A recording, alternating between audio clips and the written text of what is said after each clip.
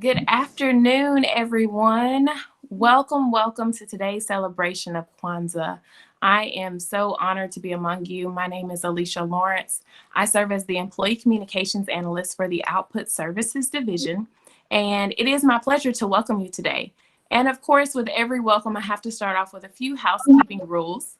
Please remember, if you are joining or as you are joining, please mute your microphones. We don't want to interrupt any of the guests today with all the wonderful information that they have to share. And also remember, we have the chat feature enabled today. So please engage in conversation in the chat feature. Ask any questions that you may have there. We have some moderators who will be checking those out. But just engage today and think of today as a true celebration. We are so glad that you are here. Before I get going, I want to say that this is only my second year of really understanding and being able to see what Kwanzaa is all about. And I have truly, thoroughly enjoyed it with my family. And so I will begin today with a poem that's written by Alfonso Sivils. And please just join me in listening and hearing these words. It is the light of candles that shines brightly after a long journey of darkness, that empowers my soul and proclaims my place in the culture of humanity. It is the sounds that vibrate across the earth with an echo that whisper and sings my song. It is the smell of nameless souls long gone that was cast out of the family of man, whose scent dwells beneath my skin. It is the taste of the pain of yesterday with the flavor of hope for tomorrow, proclaiming, here I stand. It is the touching of my heart with your heart in joyful celebration of the sacrifice of our ancestors. Thank you. We hope that you find today's program enlightening and just a powerful session. At this time, I'm going to turn it over to Ashley Daniel to keep us going on today's program. Thank you so much, Alicia, for that warm welcome and amazing poem. Alicia is a strong member of our committee, and she's also a co-founder of the Black Girls Run chapter here in Columbus. So definitely reach out to her for more information on that. Again, my name is Ashley Daniel, and on behalf of, and I am the co-chair of the Columbus, Georgia Columbus Onyx chapter. And on behalf of myself, my co-chair Torrance Goodwin, and the Columbus Onyx Committee, I want to thank each and every single one of you for taking the time today to listen in and share this moment with us as we listen and discuss all that is Kwanzaa, what it means, why it should be celebrated, and how we can practice Kwanzaa 365 days a year. I also want to thank our Chief Diversity and Inclusion Officer, Gail Burgos, who's here, as well as our Onyx Chair, Kimberly Towles. Thank you both for being here. But I am honored and proud to introduce Dr. J. Aline Hood as our guest speaker. Dr. Hood is a native of Columbus, Georgia, and has a bachelor's degree in political behavior, a master of social work from Wayne State University, Detroit, and a doctorate in developmental psychology from the University of Michigan, Ann Arbor. He has directed the Fatherhood Initiative, created an institute that trains both foster and adoptive and at-risk parents for preparing their teens, and works with Head Start and other fatherhood programs for over the past 15 years. He's also developed the first homeless children's program here in our area and coordinates the offender reentry program for the Department of Corrections. This man is a man of action, and this is just a snippet of the many things that he does here in our community. Dr. Hood is also the founder and CEO of Project Rebound, which is an asset-based community development group. He provides training and supervised visitation services for domestic conflict cases. He also was assistant professor at several colleges and universities, including the chairman of the social work department at Tuskegee University. He's a syndicated columnist for the Columbus Times Media, and you can catch him now on WRCG 92.1 for his broadcast show. Dr. Hood is a jewel here in our community and brings with him a wealth of knowledge. He is a legendary spirit that has become the drumbeat of his ancestors to lead and guide future generations to march on to their greatness. As I stated, Dr. Hood is a professor, so he enjoys interaction. So please ask your questions in the chat and participate. Our engagement committee chair Andretti will be filling these questions throughout the meeting. So with that, Dr. Hood, I thank you for coming, and I will now turn it over to you.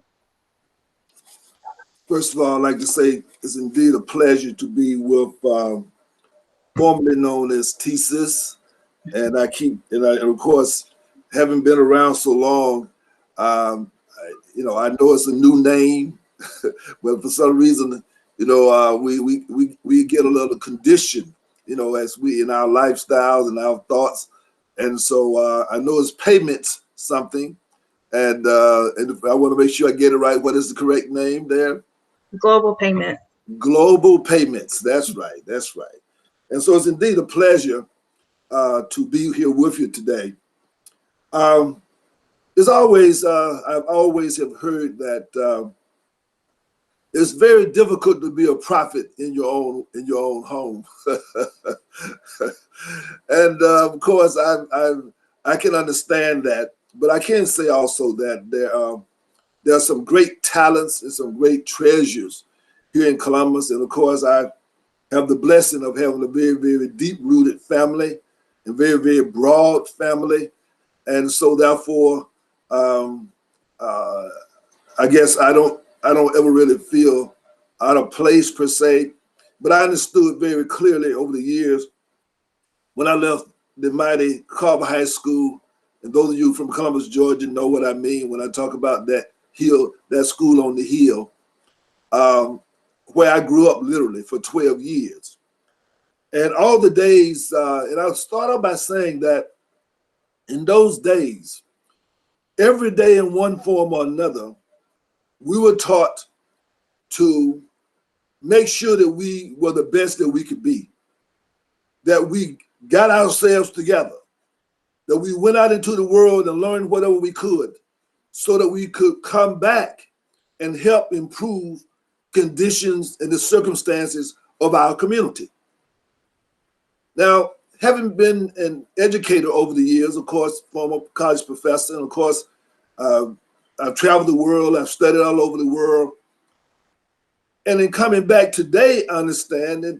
And of course, I designed and started the school social work program for Muscogee County School District after leaving my tenure at Tuskegee University as chair of the social work program. But today, children are taught, do the best you can, learn all you can, go out into the world and be successful so you do not have to come back to Columbus, Georgia. So the message of my day is a different message of today. Now, why am I mentioning this? Well, one thing is that the issue of Kwanzaa. In looking back, I really have always lived the Kwanzaa life. I grew up in the 50s. That was the era of my childhood. The 60s was the era of my latter teens and young adulthood. And during those times, it was not unusual for our community, the community of American Africans here in Columbus, Georgia, to be much like, and I'm sure that most of you have probably at some point of time heard about Chinatowns. And of course, if you have, you can just kind of think about it. And of course, whenever you go to a major city, you always know those ethnic enclaves. I know I spent a great deal of time in Detroit. And Detroit had a big Greek town. It had a Chinatown. In other words, it was always those special places, those special restaurants, that special kind of entertainment that was a part of your journey to go into these special areas that were cultural enclaves. But for some reason, when it came to an opportunity in Detroit for them to build an Africa town, that was not received as well. And so my journey through my scholastic work, and I did my dissertation on the basic question. I'm not going to give you the technical, but my question was, why is it that people of African descent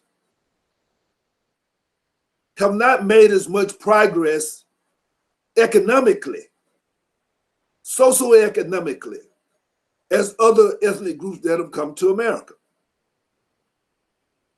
And of course, it became very, very clear as we look at our neighborhoods and our communities today. No one can doubt the fact that what we call the ethnic community of African Americans today, they're seen as being dangerous.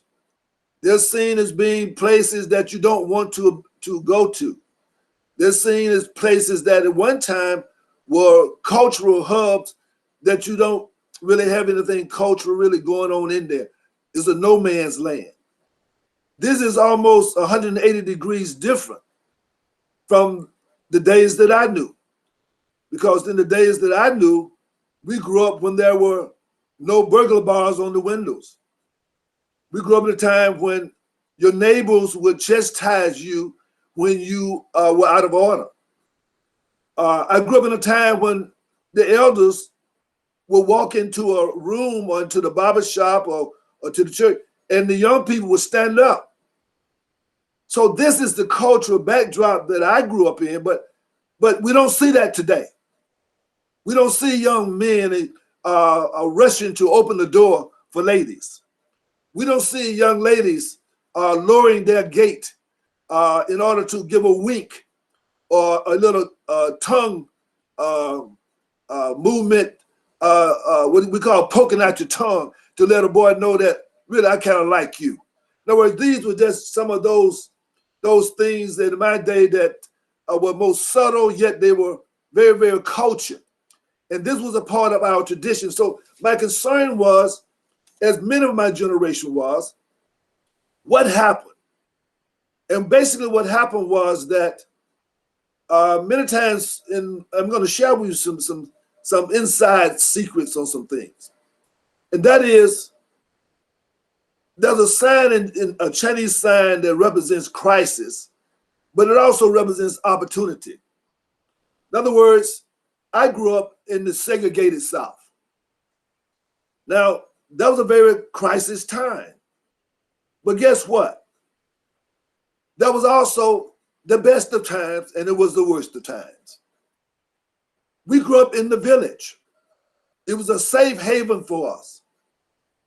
We felt good about it. We had our own schools. We had our own cultural expressions. We had our own opportunities for success.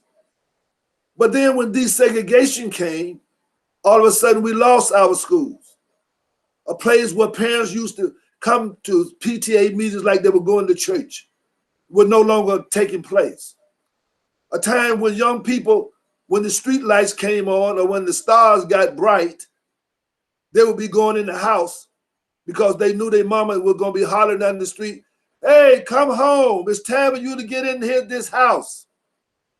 But unfortunately today, the adults are in the house and the children are running the streets. So what has happened? What has happened is that we have found ourselves, and we found ourselves in the 60s, in a crisis of culture. Now, today I'm trying to share with you, again, I am a college professor, so I'm going to be scholarly, but I'm going to try to be common. And so I'm going to start off to set the stage a little bit, but also it's going to be educational, but I hope it's going to be edutainment as well. There's a proverb, and I picked this proverb, all of these are African proverbs. And this one, I like to say thank you to global payments. And this proverb says, a clear-thinking leader is a sign of stability and an agent for change. A clear-thinking leader is a sign of stability and an agent for change.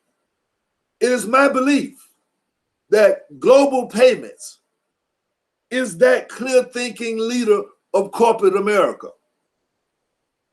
And therefore, global payments offers an opportunity to provide leadership in helping to stabilize a disrupted and an erupting atmosphere, a pandemic of unknown and unseen proportions, not only of virus, but of attitudes, violence in the street, the changing. We're having a cultural and identity crisis in America. Now, the culture and the crisis is twofold. It's a crisis of what we call white supremacy, but it's also a crisis of what we call Black inferiority. So today, I thank you all for taking the time to start this journey. I have defined in this presentation today as an experiential edutainment corporate seminar on Kwanzaa 365. And I would like to say to you that this is something that you should share with each other as you walk through the halls or you sit at the desk of global payments. Another proverb, where there is love, there is no darkness. An African proverb. Where there is love, there is no darkness. Where there's love in the family, there's no darkness. Where there's love in the community, there's no darkness. Where there's love in the nation, there's no darkness. And where there's love in global payments, there's no darkness. First of all, let us review some basic concepts about culture, because one of the things, let me deal with the elephant in the corner. They had the pink polka dot tights on with a tutu on their head, with a ribbon around his neck.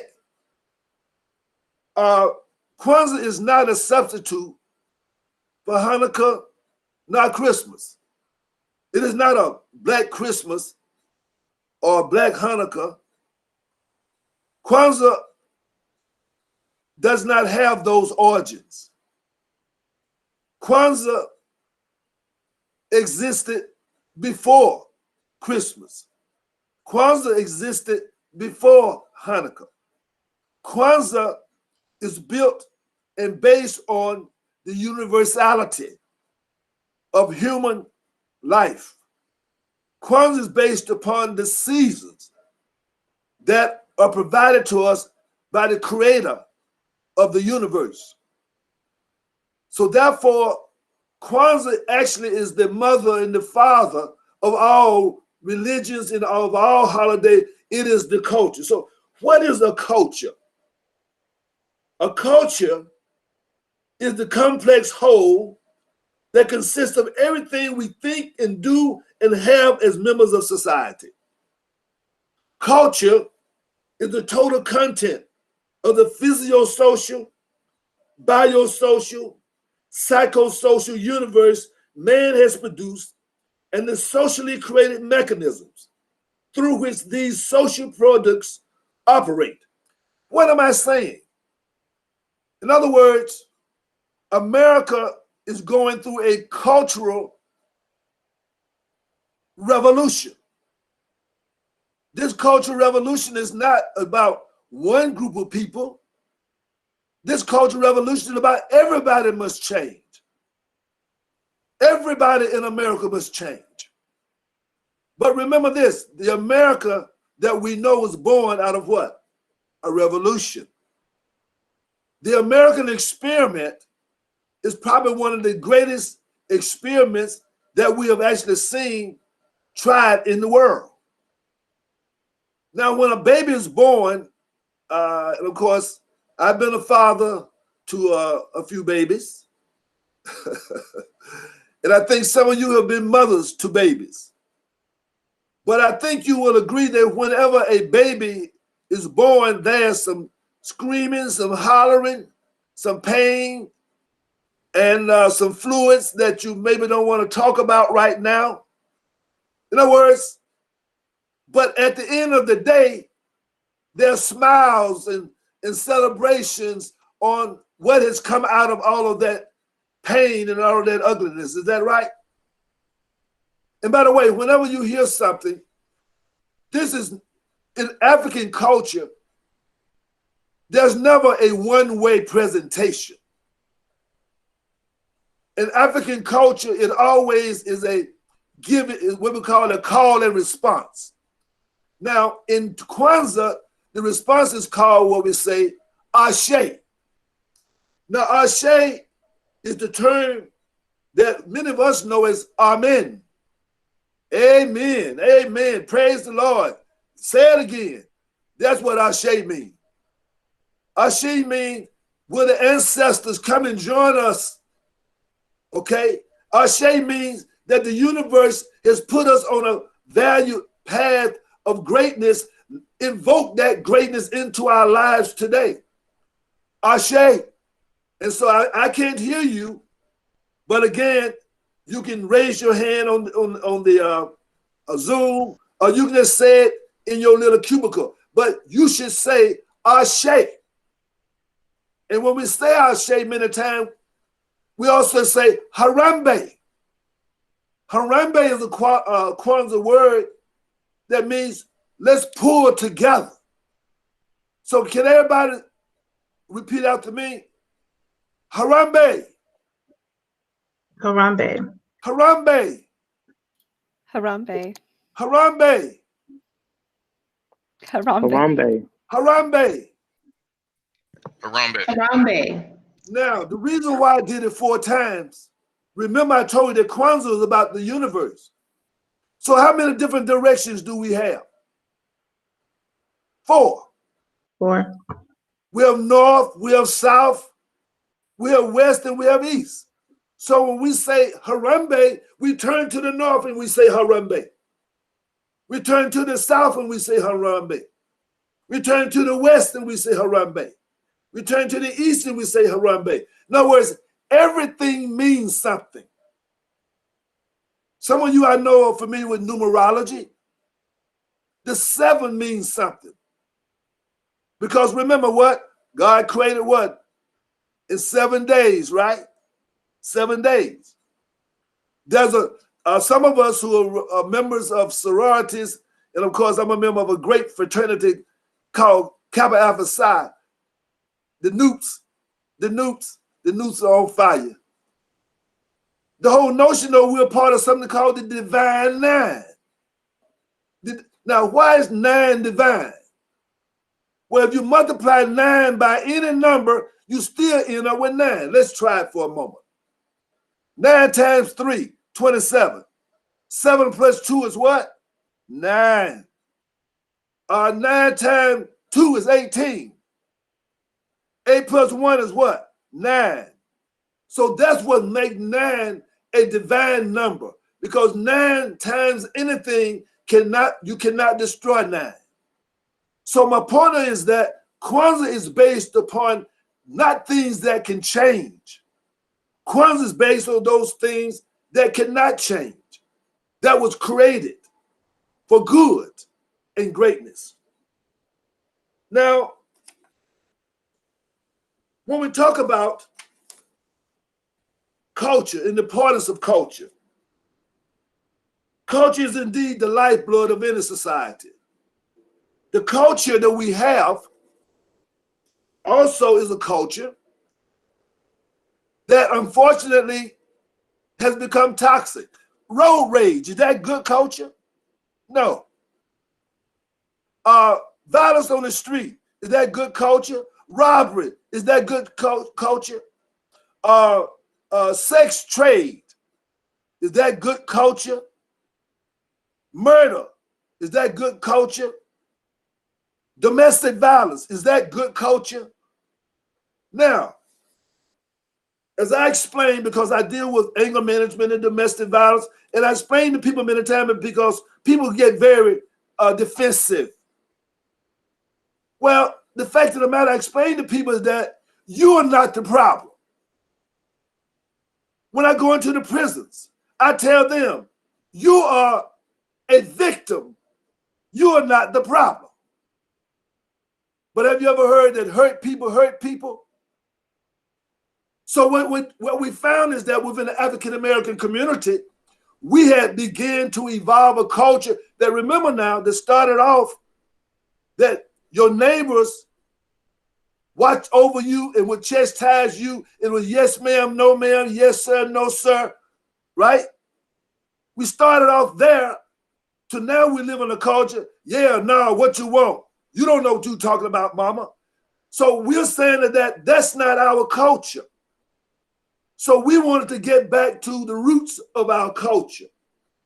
And the roots of our culture is the culture that brought, and that's really the foundation of America as we know it today. So this is why we celebrate Kwanzaa, because in African culture, we don't really celebrate the future. You know, in European and Western culture, we celebrate the future. Now, what am I saying? Am I saying that celebrating the future is bad? No. What I'm saying is that because there are these are great things that happen because what? Of a vision for the future. But the African culture says that you can't live in the future. You can only live when? In the present. You can only live now. So therefore, if you're going to change and be a better human being, this is what our ancestors taught us. You can't change tomorrow. Matter of fact, you can't change yesterday. If you're going to be a better person today, you got to be what? Today. Right now, you're going to change this evening. This evening is not promised. So this is the values and this is the mindset of African culture. Now, there's a thing that we're saying is that this seminar that I'm doing today is an opportunity to increase our cultural intelligence. Our cultural intelligence. Because many of you said, I've never celebrated Kwanzaa before. I didn't really know much about Kwanzaa. But the fact of the matter is, it's kind of ironic because many of my Euro-American friends in the early days knew much more about Kwanzaa than many people in the African-American community because they recognize the values. They recognize. That's what I was going to say with that. I think I know maybe 2 or 3 people who celebrated Kwanzaa growing up. I mean, that's something I never did. And I mean, I'm embarrassed to say, but I think it's sad that we don't celebrate Kwanzaa. Right. And yet on national news, they're talking about Kwanzaa, Hanukkah, and Christmas. I heard the governor of New York last week making a statement, and he included in there with the gathering of this holiday season, he was saying, well, I know that people are going to be gathering for Christmas. I know people are going to be gathering for Hanukkah, and I know people are going to be gathering for Kwanzaa. This is what Governor Cuomo said. You follow me? So Kwanzaa is celebrated, but it's celebrated in a quiet way many times. It's celebrated all over the world, particularly in Africa. So therefore, some of the clues about it is that we have to up our cultural intelligence. Why is that important? Because right now, our children, they know what a WAP is. For those, they know what twerking is. Okay, my point is, they know what gangster is. But that's not the culture we came with. So what we're saying is that we have to get back to our culture. Well, we're saying yes, ma'am, and no, ma'am. When we're saying, can I help you? When we're saying, well, as my grandmama said, when you go over there and help Miss Kendrick out cleaning up that backyard, if she offer you any money, you better not take it. We're talking about that kind of time. How do we get back to that time? Our children don't know anything about it. How do they learn? The adults, the parents, must teach the children. I say many times is that if the parents, and I'm talking to parents today, if you're not excited, if you're not enthusiastic, how do you think the children are going to be enthusiastic? They're not. They can't drag you along. You have to let them know that this is what we value. Now, so your cultural intelligence is at risk today. We're going to elevate that. Why is that important? How many of you have heard of PTSD? Well, PTSD in my world as a psychologist is called post-traumatic slavery syndrome. Post-traumatic slavery syndrome. In other words, the last 400 or 500 years has been traumatic. Yet we have, as a great poet says, and still we rise. Now, the fact of a culture, a large and powerful culture or organization, has a great influence on a lesser or smaller culture is what we call cultural trauma. It's like your child go to school and being bullied by a bigger, a meaner child, right? That traumatizes your child, right? So today, when someone says, "Well, you cannot let anyone walk up on you in the parking lot of the mall because they might rob you," that's traumatizing. When you say that people are doing home invasions, when they say whenever a policeman come up behind you and you automatically get uncomfortable, that's because of what? Trauma. So we're saying that we have to overcome these cultural shocks. Now, let me get into the bedrock of our celebration. But in order to do that, I want everybody to give me a response. Now, I'm going to say this. I'm going to say, welcome to the Mutunda ya Kwanzaa. Ashe. And everybody always, when I do that, everybody should be saying, Ashe, meaning ancestors, the higher power, the spirit of the universe come into our lives. That's what Ashe means. Then the next thing I'm going to say to you is, Kwanzaa Yenu, Iwe na ere. And all you have to do is say, Ashe. Ashe. There you go. Now, what I just said was Happy Kwanzaa. The next word that I want to share with you is that whenever you begin to start a Kwanzaa celebration, and remember, this is what you do as it relates to each other. It's all about Abarigane.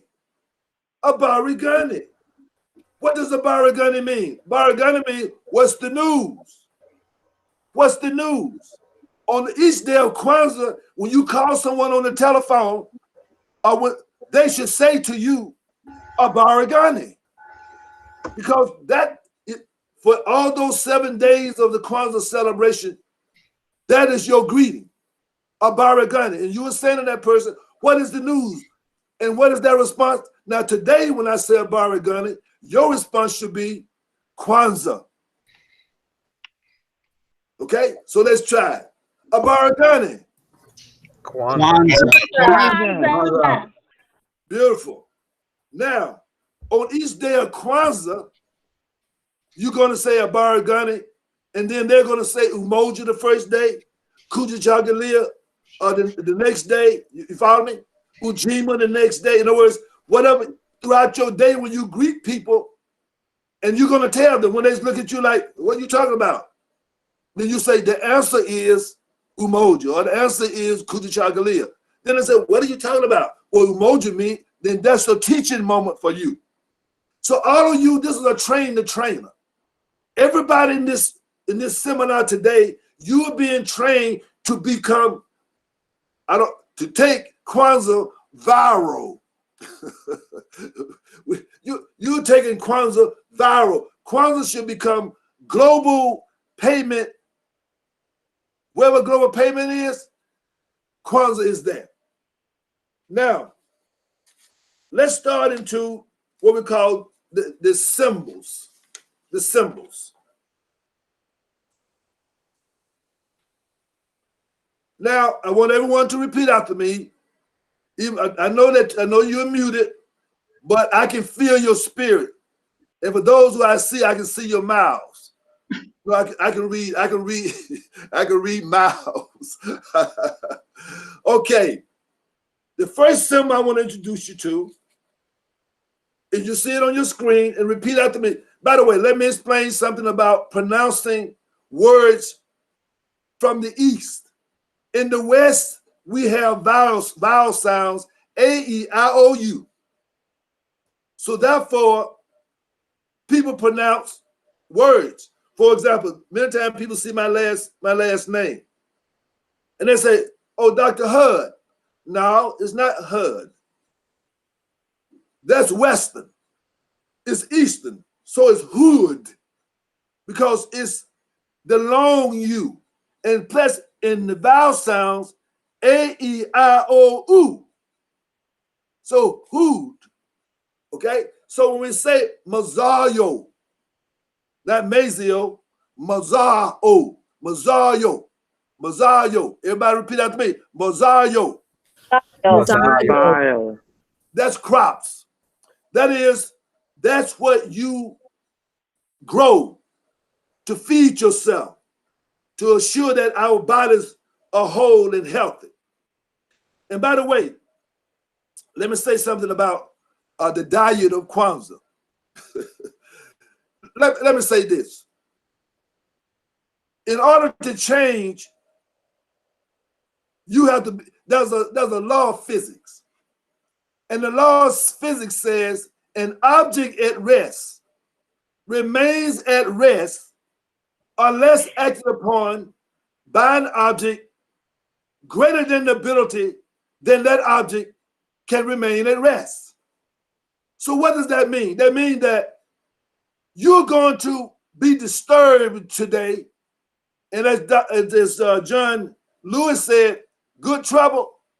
I'm going to say we're going to have some good disturbance today. Some good disturbance today. Because what we're doing, and many times in my groups, people say, well, Dr. Hood, you confusing me. My answer to them is, no, you are already confused. But when you're getting straightened out, you feel like you're confused because confusion was your norm. So now to get straightened out, you feel confused. Okay? By the way, let me also say this. Most of the things that you think you know are probably wrong. Most of the things you think you know are probably wrong. And I can go in many examples of that. When we get to the questions, you might want to challenge me on that, and I'll give you some very good examples. The next one, word or symbol is nkeka. Nkeka. That's the mat. Everybody repeat? Nkeka? Nkeka. That's right. The next one is called the kinara. Kanara. The candle holder. Muhinde. Mohende. Corn. Then we come to the kikombe cha umoja. Kikombe cha umoja. Beautiful. That's right. Loosen that tongue up. Come on, Megan. Loosen that tongue up. Kombe. Cha umoja. Cha umonja. There you go. There you go. The next one is the 7 candles.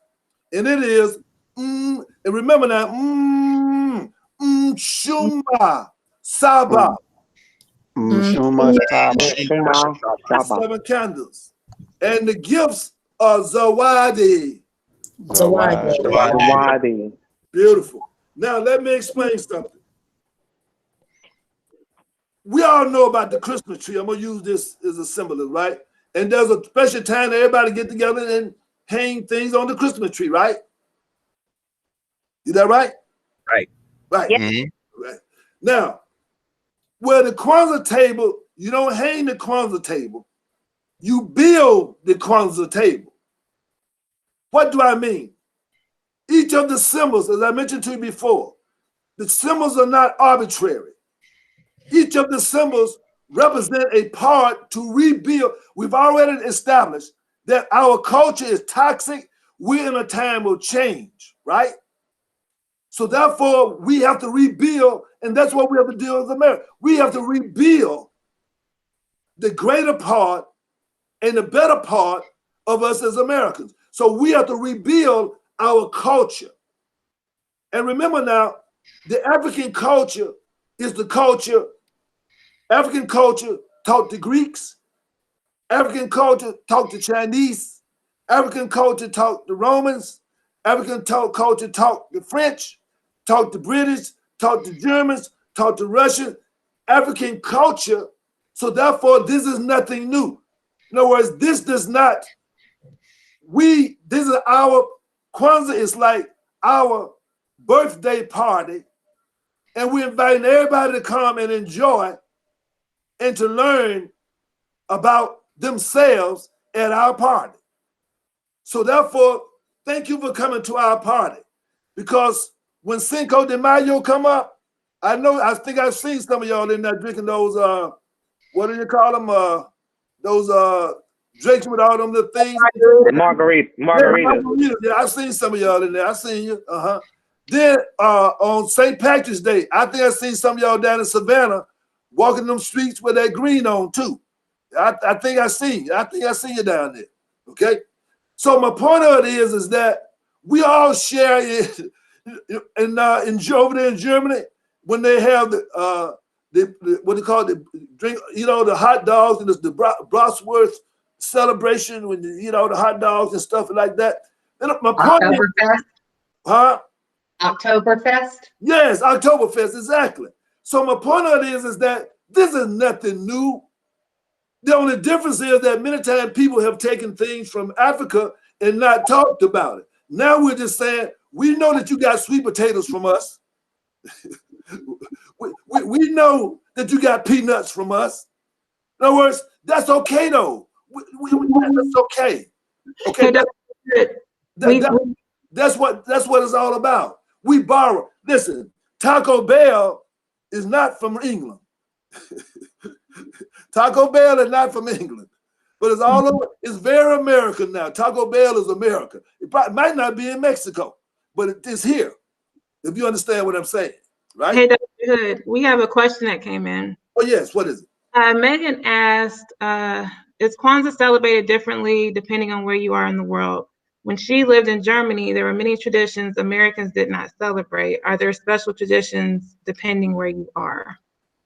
Well, every country, as you know, has their own celebrations. But what happened is that, for example, there are Africans that now Kwanzaa is celebrated in Europe, in England, it's celebrated in Germany, it's celebrated in France, it's celebrated throughout. Wherever there are African people, and just like I'm sure that they probably celebrate St. Patrick's Day, wherever they're Irish, there's going to be some celebration of St. Patrick's Day. Where there's Italians, there's going to be some celebration of Columbus Day. Regardless of where they are in the world, they're going to have some kind of little offering to honor that day, right? So that's the same way it is with Kwanzaa. Let me explain the symbols, and I'm going to go to answer that a little bit further. The first thing that you do with your table is you put your mkeka there. The mkeka represents the foundation of your society. The mat represents your foundation of your society.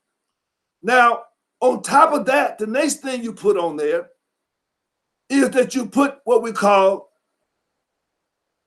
the kinara. Now, the kinara is your history. Your history. So on top of your culture, you put your history.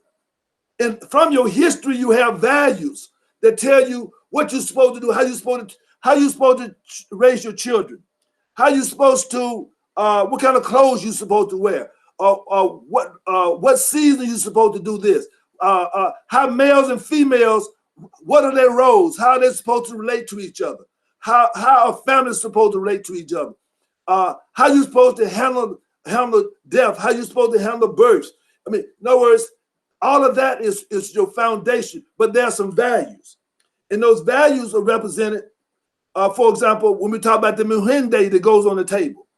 The muhende represents, the corn represents a child. If you have 5 children, you should have 5 ears of corn, because that ear of corn represents your progeny. I mean, that is the future fruitfulness of your children. So each child is an ear of corn. Then we have what we call the unity cup, Kikombe Cha Umoja. The unity cup represents the blood, the spirit. You know, when you in some churches, you know, they go in there here what they call when they drink a little wine and give you a little bread. What Communion. Communion. Communion. Communion, exactly. So the unity cup is a communion cup. Now, historically, that was a time when we would actually pass the unity cup. Those days have gone. I mean, we symbolically pass the cup. In other words, we don't drink from the cup because, as you know, with the coronavirus and this, that, and other. So now, though but it's still, the cup is still there. You follow me? And then, of course, in some cases, people even give people paper cups or whatever, and they pour them a little something, so therefore they then toast in that fashion in a unified manner. So there's some adaptations, and this is what we're talking about now. You adapt the culture to certain environments, right? Because it's only natural. In my family, we had a problem waiting until January the 1st to give out the gift to the children. Can you imagine your children knowing that they got gifts under that table and they got to wait 7 days before they can eat those gifts? Well, in America, it's really tough. So what we had to do was we started having them either pull from the hat. They had a choice. Either they pull from the hat, and many times that would determine what day, or either we started picking a Saturday or Sunday, and we would just have our celebration, our main celebration on that particular day, because many times on January the 1st, they might be going back to school and you might be going back to work in the next couple of days. So they didn't really want to have time to enjoy the toys. So therefore, we made some adjustments there, okay? So there's some flexibility. What I was going to say is that, for example, for a Kwanzaa celebration for a meal, chitlins is not appropriate for a meal, for a Kwanzaa meal. A Kwanzaa meal is more appropriate for fruits and vegetables, more akin to a vegetarian, but healthy, kosher, halal, but no questionable forms of diet. In other words, if it's good for you, I mean, really good for you, then, but otherwise, too much fat, you know what it does. High blood pressure, heart disease, stroke, anything that adds to that, you know it should not, right, no swine. That's right, Terrence, no swine, exactly. So in other words, there are some things you don't compromise. Another thing is that everybody is welcome to the celebration. At one point, we used to do what? Potluck. But guess what? We can't do potluck no more, right? Basically, we have caterers now. But even in this Zoom time, you're going to eat at your house, I'm going to eat at my house. So now we're not even sharing food, but we're going to do it symbolically, okay? Now, Zawadis are the gifts, right? Now, I want to go to the symbols of the values, the principles of Kwanzaa. Very, very important that we assure that we understand these principles and that we work them into our lives. But I want to... And Dr. Hill, we have about 10 minutes left, so just want to throw that out there. Okay, well then let me fast forward here, and let me go on and do the Kwanzaa, the principles. Well, first of all, we have the first day of Kwanzaa is Umoja. And Umoja represents unity. And what you should be doing on that day is you should be sitting with your family. Because remember now, it's not about the gifts are secondary. This is a time to, in our busy life, in our busy world, we don't have time many times to really spend time with our families, to do those things that we really should be doing with our families. So what we do during Kwanzaa is that we sit down in a circle in our home. And what we do is that we talk to each other about unity. How are we living our lives as a family, as a community, as a nation? Kujichagulia, to define and name ourselves, to create and speak. Ujima, to build and maintain our community. Ujama, Nia. Now, all of these are good for everybody, but they're particularly necessary for the African American community. One of the things that I want to also share was the proverb. The proverb says, he who asks questions cannot avoid the answers. Another proverb that says, there is no beauty beyond action. Action is the best beauty. So those are some of the things that we talk about during the Kwanzaa celebrations. So what I do here, perhaps with the remainder of time, I'll answer some questions and to the best of my ability to clarify those. But hopefully, again, that at least you understand the spirit of Kwanzaa, the symbols, and at the end of the day, Kwanzaa represents the development, the renaissance of our culture being revitalized. And the roots of that origin, as I said to you before, are universal. It goes back to the early history of man, is man himself. His relationship with nature, his relationship with the universe.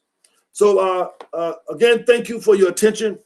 And this time I'll take whatever questions you have for me.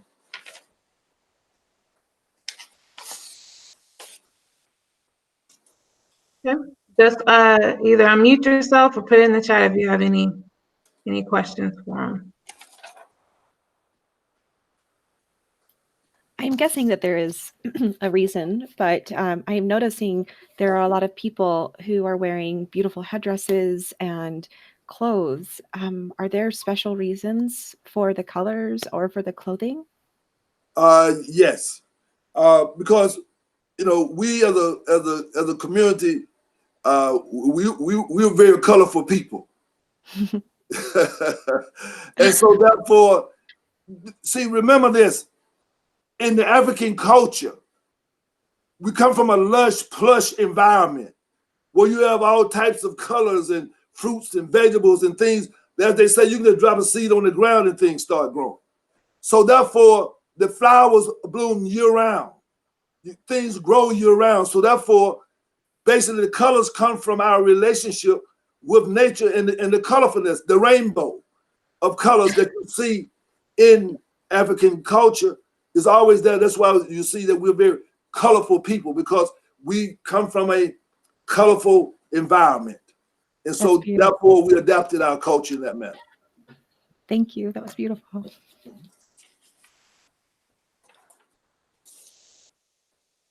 Any other questions? All right. Well, Dr. Hood, let me see if I got this right. Asante Sana. Did I get it right? Asante Sana. Sana. Okay. Thank you. Thank you so much. Caribou. That means you're welcome. Oh, I appreciate it. So I had the privilege of talking with Dr. Hood prior to this Kwanzaa celebration, and he was so enlightening and eye-opening. I'm very appreciative of all of the knowledge you shared with us, Dr. Hood. It's very educational, and I will be trying to add some Kwanzaa principles into our family's traditions going forward, because it's something I haven't done, but would really like to start incorporating. So I appreciate it. So we are very appreciative. So on behalf of the Columbus chapter of Onyx, I want to thank you, Dr. Hood, and thank everyone from joining us for this celebration. So did I see a hand raised? May I offer one last thing in closing? Okay. I want to offer a tradition. At the end of the day, we're at our end of the day, so to speak, in this occasion. All of the elders would gather in the village. All the elders would gather in the village. Mm-hmm. And the head elder, considered as the head father, would ask the elders, how are the children? How are the children? And if the elders looked around at each other like, he said, go find out how the children. So they all would go out. And after hours later, they would come back and convene again. And he said, now I'm asking you again, how are the children? And if the villagers said, King, the children are well, he said, well done, now we can sleep. But if they said, King, the children are troubled, you say, we have work to do, we cannot sleep. So I pray that as we come to embrace Kwanzaa, that we would be able to sleep better as time goes on.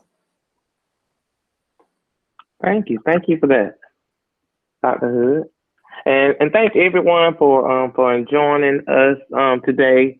I hope you learned some things, and as Torrance just put in the chat, and you were enlightened by the knowledge that Dr. Hood shared with us. Please go out to the Atlanta chapter of Onyx page on Global Payments and participate in their Kwanzaa celebration. They have some information out there that they're sharing. You can also share your photos of things that you may incorporate into Kwanzaa by sending them an email at gponatlanta@globalpayment.com, or you can upload those on their chapters page at My GPN. We also have some additional information on our Columbus chapter page of Onyx, where you can reach out to Dr. Hood. His email address is on there. Some of the activities and things that he's involved in, they're listed there as well if you're interested in that. He has a Emoja book club and family library project he's working on, an African American cemetery presentation project that he's working on, and some other things we have listed on our website as well.